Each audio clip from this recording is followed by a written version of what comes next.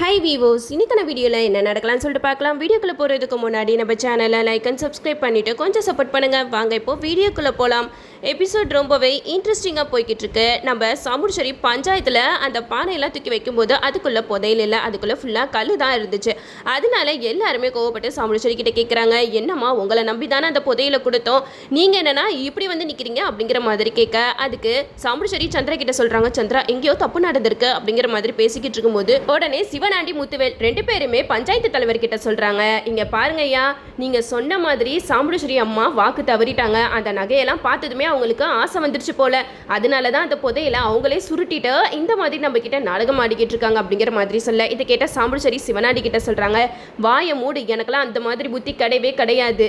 நான் அப்படிப்பட்டவெல்லாம் இருந்திருந்தா நான் எதுக்காக போலீஸ்க்கு முன்னாடியே இன்ஃபார்ம் பண்ணியிருக்கணும் அப்படிங்கிற மாதிரி சொல்ல, இதை கேட்ட பாதி ஊர் மக்கள் வந்து சாமுடிச்சேரிக்கு சப்போர்ட் பண்ணி பேசுகிறாங்க. ஆமாம், அந்த அம்மா சொல்கிறது கரெக்டு தானே.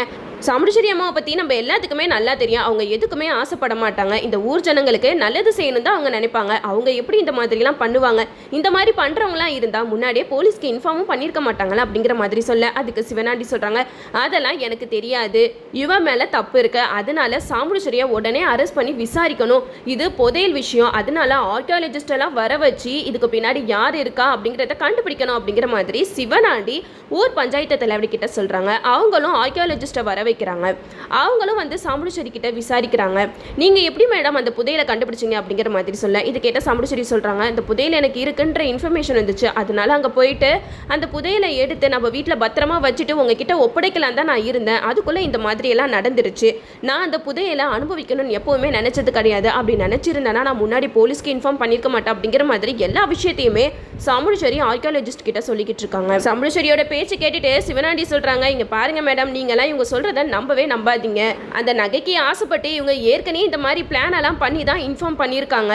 நீங்கள் இவங்களை கூட்டிகிட்டு போய் விசாரிங்க அப்படிங்கிற மாதிரி சொல்ல, இது கேட்டால் கார்த்தி சொல்கிறாங்க, இங்கே பாருங்க சார், எங்கேயோ தப்பு நடந்திருக்கு, நாங்கள் தீர விசாரிச்சுட்டு அந்த புதையில யார் எடுத்தா அப்படிங்கிறத 2 நாளில் நாங்கள் கண்டுபிடிச்சு கொடுக்குறோம் அப்படிங்கிற மாதிரி சொல்ல, இதை கேட்டால் அந்த அதிகாரிங்களாம் சொல்கிறாங்க, நீங்கள் எப்படி கண்டுபிடிப்பீங்க அப்படிங்கிற மாதிரி கேட்கும்போது கார்த்தி சொல்கிறாங்க, புதையல் எங்கள் வீட்டில் இருந்து தான் காணாமல் போச்சு, அதனால எங்கள் வீட்டில் ஏதாவது ஒரு தடையும் கிடைக்கும், அதை வச்சு நாங்கள் எப்படியாவது குற்றவாளியை சீக்கிரமாக பிடிப்போம் அப்படிங்கிற மாதிரி சிவனாண்டி முத்துவேலை பார்த்து தான் நம்ம கார்த்தி வந்து சொல்லிக்கிட்டு இருக்காங்க. அப்போ தான் பஞ்சாயத்து தலைவர்லாம் சொல்கிறாங்க, சாமுடிச்சேரி அம்மா ரொம்பவே நல்லவங்க தான், அவங்க இப்படிப்பட்டவங்க கிடையாது, இருந்தாலும் சந்தேகம் வந்துருச்சுன்னா எல்லாரையும் நம்ம விசாரிச்சு தான் ஆகணும், அதனால சாமுடிச்சேரி அம்மாவை விசாரிக்கிறதுல தப்பு இல்லையே அப்படிங்கிற மாதிரி பஞ்சாயத்து தலைவர்கள்லாம் சொல்கிறாங்க. அப்போ தான் சிவனாண்டி முத்துவேல் கிட்ட சொல்கிறாங்க, சித்தப்பா இனிமேட்டு சாமுடிச்சேரியால் ஜெயிலில் இருந்து காலத்துக்கும் வெளியில் வரவே முடியாது, இது எவ்வளோ பெரிய விஷயம் தெரியுமா, நம்ம தான் அந்த புதையில எடுத்தோன்னு யாராலையும் கண்டுபிடிக்கவே முடியாது, ஏன்னா அங்கே இருக்கிற சிசிடிவி கேமரா எல்லாத்தையுமே நம்ம சந்திரா தான் ஆஃப் பண்ணிட்டால, அதுக்கப்புறம் நம்மளுக்கு என்ன பயம் அப்படிங்கிற மாதிரி சொல்ல, அதுக்கு முத்துவேல் சொல்கிறாங்க,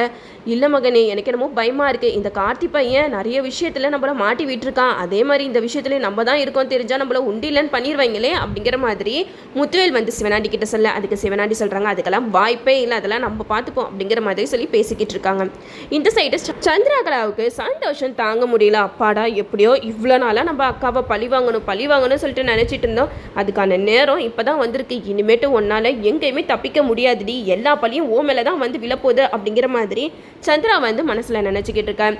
இந்த சைடு அங்கே இருக்கிற அதிகாரிங்களாம் சாமுடிச்சேரியை ஸ்டேஷனுக்கு கூட்டிகிட்டு போனோம் அப்படிங்கிற மாதிரி பேசிக்கிட்டு இருக்காங்க. அப்போ தான் கார்த்தி சொல்கிறாங்க சாமுடிச்சேரி கிட்ட, அத்தை நான் தான் உங்ககிட்ட ஆரம்பத்திலே சொன்னல, இதனால கண்டிப்பாக பிரச்சனை வரும்னு சொல்லிட்டு நீங்கள் என் பேச்சை கேட்கவே இல்லை, இப்போ பாருங்கள் எங்கே வந்து நிற்குது, இப்போ நம்ம எப்படி கண்டுபிடிக்க முடியும் அப்படிங்கிற மாதிரி சாமுடிச்சேரி கிட்ட கார்த்தி சொல்லிக்கிட்டு இருக்க.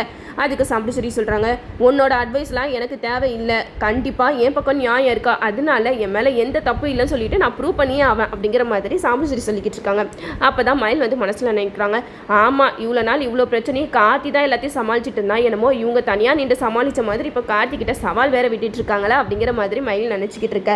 இந்த சைடு நம்ம கார்த்தி வந்து அங்கே இருக்கிற ஆர்கியாலஜிஸ்ட் கிட்டலாம் சொல்லிக்கிட்டு இருக்காங்க, இங்கே பாருங்கள் எங்கள் வீட்டில் இருக்கிற சிசிடிவி கேமராவெல்லாம் நாங்கள் செக் பண்ணி பார்க்குறோம், கண்டிப்பாக அந்த புதையலை யார் மாற்றி வச்சா அப்படிங்கிறத கண்டுபிடிச்சிடலாம் அப்படிங்கிற மாதிரி அந்த அதிகாரிங்க கிட்டலாம் சொல்கிறாங்க. அவங்களும் சரி நாங்களும் வரோம், அந்த சிசிடிவி கேமராவெல்லாம் செக் பண்ணி பார்த்தா எங்களுக்கும் ஒரு க்ளூ கிடைக்கும்ல அப்படிங்கிற மாதிரி எல்லாருமே சாமுடிச்சேரியோட வீட்டுக்கு போகிறாங்க. அங்கே போயிட்டு எல்லா தடங்களையும் செக் பண்ணி பார்க்குறாங்க. கடைசியில் சிசிடிவி கேமராவை செக் பண்ணும்போது சிசிடிவி கேமரா ஆஃப் ஆகி கிடக்கு. இதை பார்த்ததுமே நம்ம கார்த்தியும் ஆர்கியாலஜிஸ்ட் கிட்ட எல்லாம் சொல்கிறாங்க, என்னது இது சிசிடிவி கேமராலாம் ஆஃப் ஆகி கிடக்கு, எப்போயுமே இது ஆனில் தான் கிடக்கும், ஆனால் திருட வரவங்க கரெக்டாக பிளான் பண்ணி அந்த சிசிடிவி கேமராவெல்லாம் ஆஃப் பண்ணி தான் திருட்டிட்டு போயிருக்காங்க அப்படிங்கிற மாதிரி கார்த்தி சொல்ல, இதெல்லாம் கேட்ட அந்த அதிகாரிகளாம் சொல்கிறாங்க, நீங்கள் சொல்கிறத வச்சு பார்க்கும்போது யாரோ திட்டம் போட்டு தான் இந்த வேலையை பண்ணியிருக்கணும் அப்படிங்கிற மாதிரி சொல்லிக்கிட்டு இருக்காங்க. அப்போ தான் சந்திரா வந்து மனசில் நினைக்கிறாங்க, கார்த்தி உன்னால் எப்பயுமே உண்மையை கண்டுபிடிக்கவே முடியாதுடா, இந்த சந்திராவை யாரு நினைச்சா, இவ்வளோ நாளாக என்னைய என்ன பாடுபடுத்துனீங்க, இனிமேட்டு நீங்கள் நிம்மதியாகவே இருக்க முடியாது அப்படின்னு சொல்லிட்டு சந்திரா ஒரு பக்கம் நினச்சிட்டு இருக்க, இன்னொரு பக்கம் நம்ம கார்த்தி வந்து எதிர்பாராத விதமாக ஒரு டிவைஸை எடுத்துகிட்டு வராங்க. அதான் ஆர்கியாலஜிஸ்ட் கிட்டலாம் கொடுக்குறாங்க, இங்கே பாருங்கள், எனக்கு இந்த வீட்டில் ஏதோ ஒன்று நடக்குதுன்னு எனக்கு நல்லாவே தெரியும், என்னதான் நாங்கள் சிசிடிவி கேமரா வச்சாலும் அதெல்லாம் ஆஃப் பண்ணிவிட்டு திருட்டு வேலை நிறையா நடந்துட்டு தான் இருக்குது, அதனால தான் நான் யாருக்கு தெரியாமல் ஒரு கேமராவை ஃபிக்ஸ் பண்ணேன், அது மூலமாக கண்டிப்பாக நம்ம குற்றவாளி யார் அப்படிங்கிறத கண்டுபிடிக்கலாம் அப்படிங்கிற மாதிரி கார்த்தி சொல்ல, இதை கேட்டதுமே சந்திராவுக்கு தூக்கி வாரி போட்டுருச்சு. என்னது இவன் எதோ உளறிக்கிட்டு இருக்கான், ஒரு வேளை நம்ம தான் இந்த தப்பு பண்ணிட்டோன்னு அவன் தெரிஞ்சுக்கிட்டு நம்ம வாயிலிருந்தே உண்மையை வர வைக்கிறதுக்காக இப்படியெல்லாம் பண்ணிக்கிட்டு இருக்கானா அப்படிங்கிற மாதிரி சந்திரா யோசிச்சுட்டு இருக்க. இந்த சைடு நம்ம கார்த்திக் வந்து அந்த சீக்ரெட் கேமராக்குள்ள அந்த ரெக்கார்டெல்லாம் எடுத்துக்கிட்டு இருக்காங்க. அப்போ தான் சந்திரா கோவப்பட்டு இதெல்லாம் வெளியில் வந்தால் கண்டிப்பாக நம்ம வசமாக மாட்டிப்போம் அப்படின்னு சொல்லிட்டு கார்த்தியை பயங்கரமாக திட்டுறாங்க.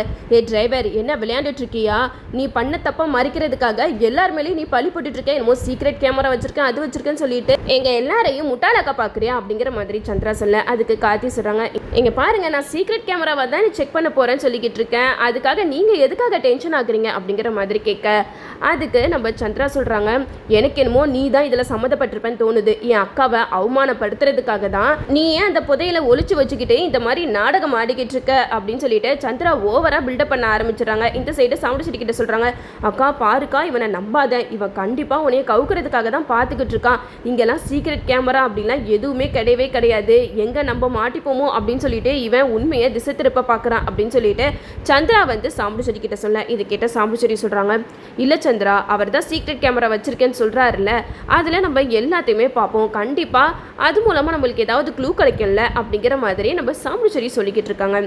இந்த சைடு நம்ம ரேவதி வந்து சொல்றாங்க, ஏன் சித்தி நீங்க பயப்படுறீங்க, எனக்கு என்னமோ நீங்க பயப்படுற மாதிரி தெரியுது, இதுக்கு பின்னாடி நீங்களா இருக்கீங்க அப்படிங்கிற மாதிரி கேட்க, அதுக்கு சந்திரா சொல்றாங்க, ரேவதி வாயை மூடிட்டு அமைதியா இரு, நம்ம குடும்பமானம் போக கூடாதுன்னு சொல்லி தான் நான் இவ்வளவு நேரம் போராடிட்டு இருக்கேன், நீ என்னன்னா என் மேல பழி தூக்கி போடுறியா அப்படிங்கிற மாதிரி சொல்ல, இதை கேட்ட சாம்புச்சேரி சொல்றாங்க, எல்லாரும் கொஞ்சம் அமைதியா இருங்க, உண்மை என்னன்றது தெரிய வரைக்கும் நம்ம யார் மேலேயும் பழி சொல்ல முடியாது அப்படிங்கிற மாதிரி சாம்புச்சேரி வந்து சந்திரா கிட்ட சொல்லிக்கிட்டு இருக்காங்க.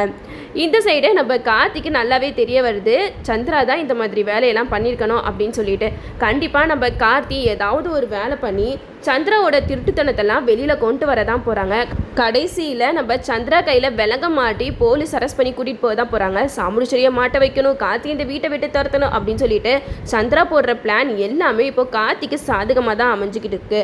அது மட்டும் இல்லாமல் சின்ன சின்ன நகை காணாமல் போயிருந்துச்சுன்னா கூட சும்மா விட்டுருவாங்க, ஆனால் இது புதையல் விஷயம், கண்டிப்பாக இதில் சந்திரா, முத்துவேல், சிவனாண்டி 3 பேருமே சம்பந்தப்பட்டிருக்காங்க அப்படிங்கிற விஷயம் மட்டும் தெரிய வந்துச்சுன்னா இந்த ஊர் மக்கள் யாருமே அவங்களெல்லாம் சும்மா விட மாட்டாங்க. அது மட்டும் இல்லாமல் இப்போயாவது நம்ம சந்திராவோட சுயரூபம் என்னன்றது நம்ம சாமுடிச்சேரிக்கு தெரிய வருதான்னு பார்ப்போம். ஓகே வீவர்ஸ், இந்த வீடியோ உங்களுக்கு பிடிச்சிருந்தா லைக் பண்ணுங்கள், மறக்காமல் நம்ம சேனலை சப்ஸ்கிரைப் பண்ணிடுங்க.